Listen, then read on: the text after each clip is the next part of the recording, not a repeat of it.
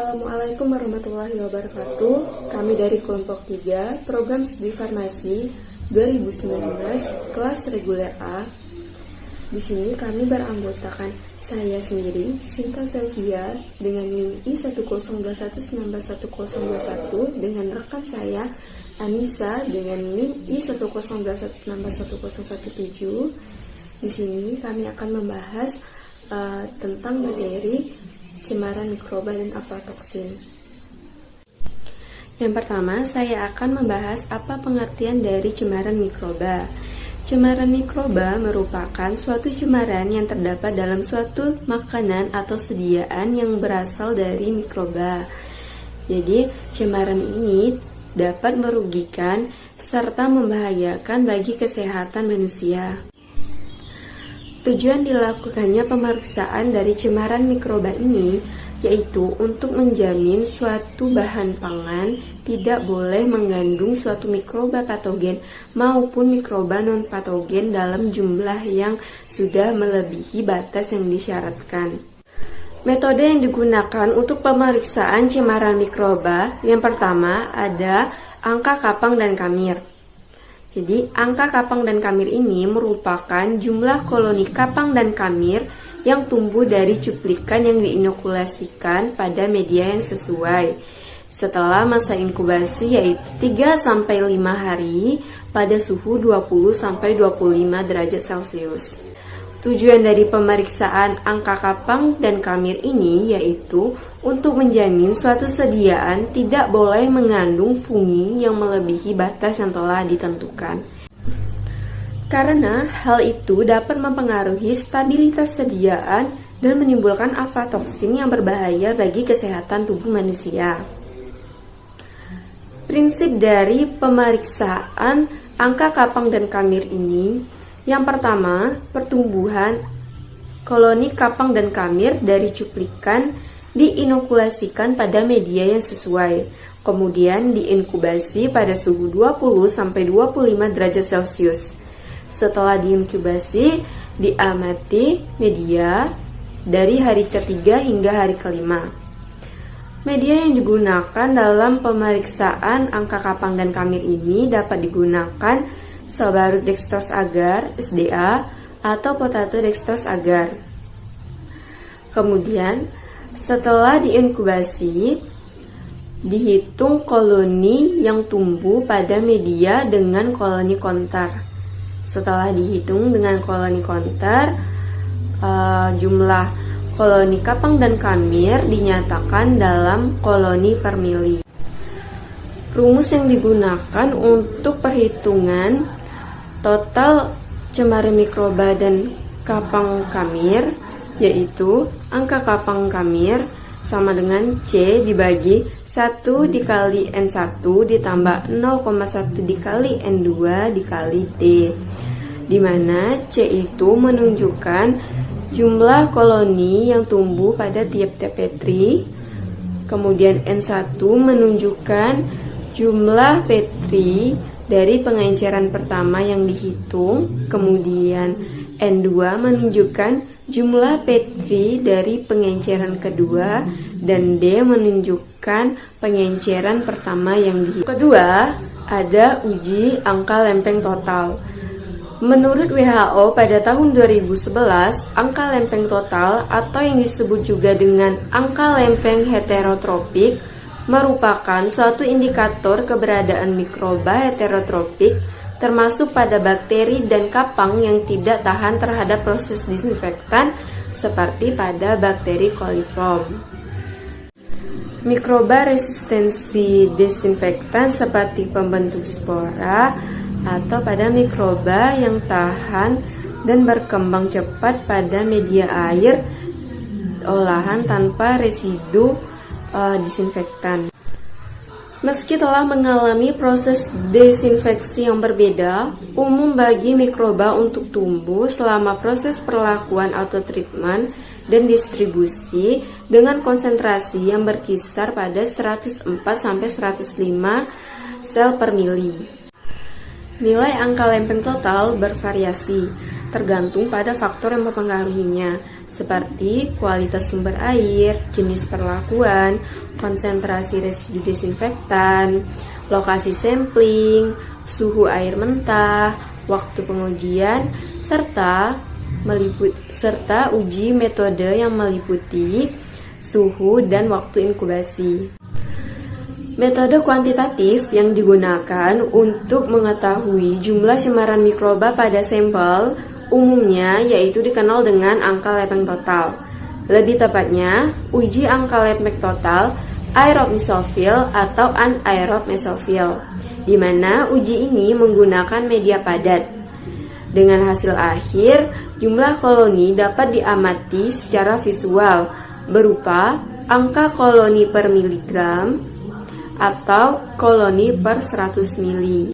Prinsip dari pengujian angka lepeng total menurut metode mikrobiologi. Yang pertama, pertumbuhan koloni bakteri aerob mesofil setelah cuplikan diinokulasikan pada media lempeng agar dengan metode pour plate. Setelah itu diinkubasi pada suhu yang sesuai. Kemudian digunakan media padatnya yaitu PCA atau plate cone agar. Kemudian digunakan pula pereaksi tripenyl tetrazolium chloride dengan konsentrasi 0,5%. Penyenceran sampel sangat penting untuk dilakukan karena bertujuan untuk menghindari koloni bakteri atau kapang dan kamir saling menumpuk karena konsentrasi terlalu pekat. Setelah dilakukannya pengenceran, akan didapatkan koloni yang terpisah sehingga dapat dihitung dengan mudah. Pengenceran ini sangat membantu dalam menganalisis, terutama untuk sampel yang memiliki cemaran sangat tinggi. Nah, berikut syarat untuk cemaran mikroba untuk obat tradisional khususnya obat luar. Yang pertama, seluruh obat tradisional untuk obat luar tidak diperkenankan adanya bakteri S. aureus dan P. aeruginosa. Kemudian untuk cemaran mikrobanya, yang pertama untuk sediaan cairan obat luar untuk luka serta salep dan krim untuk luka, angka lempeng total dan angka kapang kamir harus negatif. Kemudian untuk cairan obat luar saja, angka lempeng totalnya tidak boleh lebih dari atau sama dengan 10⁵ koloni per mili, dan angka kapang kamirnya tidak boleh dari atau sama dengan 10⁵2 koloni per mili. Kemudian untuk salep dan krimnya, angka lempeng totalnya tidak boleh lebih dari 10 atau sama dengan tidak boleh lebih dari 10 atau sama dengan 10⁵3 gram per koloni per gram, dan untuk angka kapang kamirnya tidak boleh lebih dari atau sama dengan 10⁵2 koloni per gram. Untuk sediaan parem, pilis, tapel, dan koyo, angka lempeng totalnya tidak boleh lebih atau sama dengan 10⁵5 koloni per gram, sedangkan angka kapang kamirnya tidak boleh lebih atau sama dengan 10⁵4 koloni per gram. Untuk sediaan suppositorianya, angka lempeng totalnya tidak boleh lebih atau sama dengan 10⁵3 koloni per gram, sedangkan angka kapang kamirnya tidak boleh lebih dari atau sama dengan 10⁵2 koloni per gram. Jadi sekian materi dari saya. Selanjutnya akan dilanjutkan oleh rekan saya. Assalamualaikum warahmatullahi wabarakatuh. Perkenalkan, saya Anissa dengan NIM 17. Di sini saya akan melanjutkan presentasi terkait uji cemaran alfa-toksin. Nah, alfa-toksin itu sendiri merupakan cemaran alami yang dihasilkan oleh beberapa spesies fungi, seperti Aspergillus yang banyak ditemukan di daerah yang beriklim panas dan juga lembab, terutama pada suhu 27-40 derajat Celcius dengan kelembaban relatifnya itu sebesar 85%. Nah, sebagai mitotoksin, senyawa tersebut tuh lebih stabil dan tahan selama pengolahan makanan.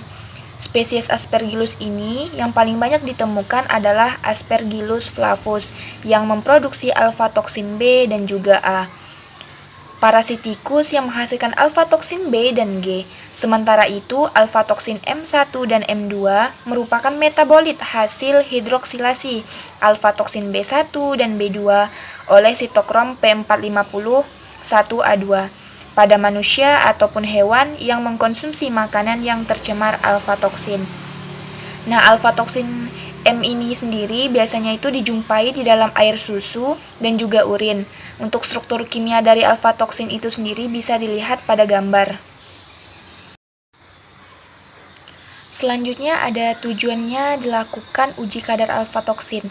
Nah, tujuan dilakukan uji kadar alfa-toksin ini ialah untuk mengetahui kadar alfa-toksin yang terdapat di dalam obat tradisional, bahan pangan, ataupun yang lainnya agar tidak melebihi dari ketentuan yang sudah ditetapkan, di mana alfa-toksin yang terdapat dalam sampel dapat membahayakan kesehatan tubuh dan juga bersifat karsinogenik.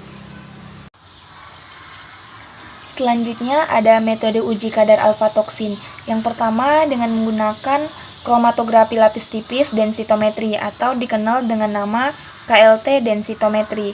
Nah, KLT densitometri merupakan metode analisis yang masih dimanfaatkan hingga saat ini. Analisis alfa-toksin yang dilakukan dengan menggunakan fase diam dengan lempeng KLT silika gel 60 F254 dengan ukuran 20 x 10 cm dengan fase geraknya yaitu kloroform dan juga etilasetat dengan perbandingan 7:3. Untuk deteksi dan kuantitasi dilaksanakan dengan menggunakan alat pemindai KLT densitometri detektor fluoresensi, di mana pada panjang gelombang eksitaksi maksimum sebesar 354 nanometer dan emisi 400 nanometer. Nah, metode ini mempunyai batas deteksi atau LOD untuk alfa-toksin B1 sebesar 9,62 Pg dan untuk alfa-toksin G1 sebesar 10,9 Pg. Sementara itu, batas kuantitasi atau LOQ untuk alfa-toksin B1 dan G1 masing-masing sebesar 32,08 Pg dan 36,41. Nah, beberapa hal yang dapat mempengaruhi hasil analisis alfa-toksin dengan menggunakan KLT ini antara lain plat KLT-nya itu sendiri, di mana plat KLT yang berbahan silika yang digunakan biasanya memiliki ketebalan 0,25 sampai 2 mikrometer dan harus diaktifkan terlebih dahulu pada suhu 80 sampai 120 derajat Celcius selama 1 jam. Nah, bila belum digunakan, sebaiknya plat disimpan dalam desikator untuk menghindari kontaminasi lembab dan juga polutan. Di mana ada faktor lain yang mempengaruhi hasil analisis adalah kombinasi fase geraknya. Lembab yang terkandung di dalam plat KLT memiliki pengaruh yang lebih kecil pada sistem yang menggunakan fase gerak air dibandingkan pada sistem yang tidak menggunakan air. Nah, keunggulan dari metode ini ialah preparasinya cepat, dapat digunakan untuk identifikasi maupun kuantitasi, dan biaya operasionalnya itu relatif murah. Sementara itu, metode KLT ini hanya dapat digunakan sebatas semi kuantitatif dan waktu analisisnya itu lebih lama karena dikerjakan 2 kali, yaitu proses elusi lempeng dan pemindaian lempeng. Metode selanjutnya adalah metode kromatografi cair kinerja tinggi atau dikenal dengan nama KCKT. Analisis alfa-toksin dengan KCKT dilakukan dengan menggunakan sistem KCKT fase terbalik dengan kondisi sebagai berikut. Kolom silika yang terikat dengan C18 dengan panjang 15 cm, fase gerak air metanol asetonitril dengan perbandingan 50:40:10 dengan kecepatan alir 0,8 mili per menit, suhu ruang, volume injeksi 10 mikroliter pada konsentrasi 0,044 mg per mililiter, dan detektor fluoresensi. Panjang gelombang eksitasi maksimum dan panjang gelombang emisi untuk detektor fluoresensi adalah 365 nanometer dan 455 nanometer. Intensitas fluoresensi alfa-toksin G1 dan B1 dapat ditingkatkan dengan memanfaatkan reaksinya dengan sejumlah reagen. seperti asam kuat dan senyawa oksidatif.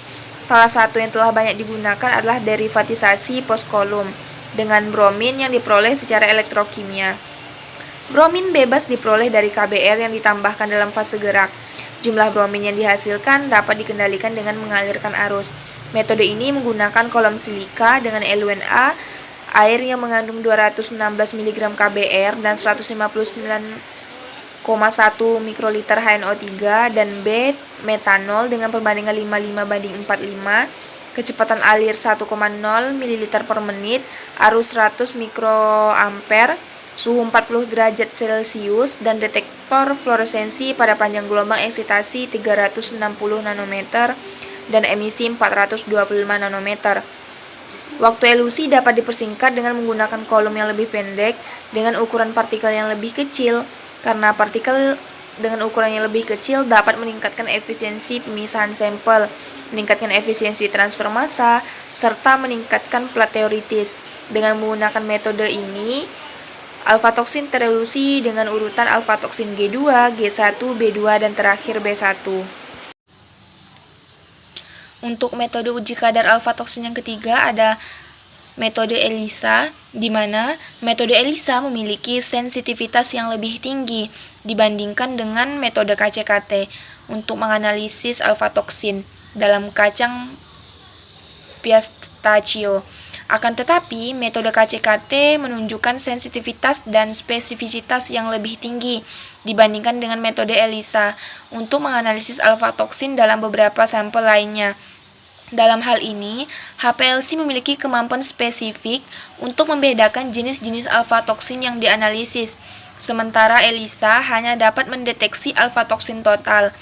Prosedur ELISA yang digunakan dalam perbandingan ini adalah dengan mempersiapkan sampel susu dan bahan makanan ataupun pakan yang ditambahkan 100 ml larutan standar alfa-toksin M1 sebesar 0,5, 10, 20, 40, dan 80 ppb, dan larutan standar alfa-toksin total sebesar 0, 0,5, 1,5, 4,5, 13,5, dan 40 ke dalam microwave holder dengan sampler 10 ml dan kemudian segera diinkubasi selama 60 menit di tempat gelap pada temperatur ruangan.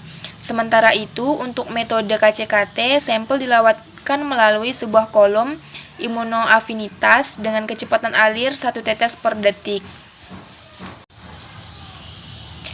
Berikut referensi yang kami gunakan. Sekian presentasi dari kelompok 3.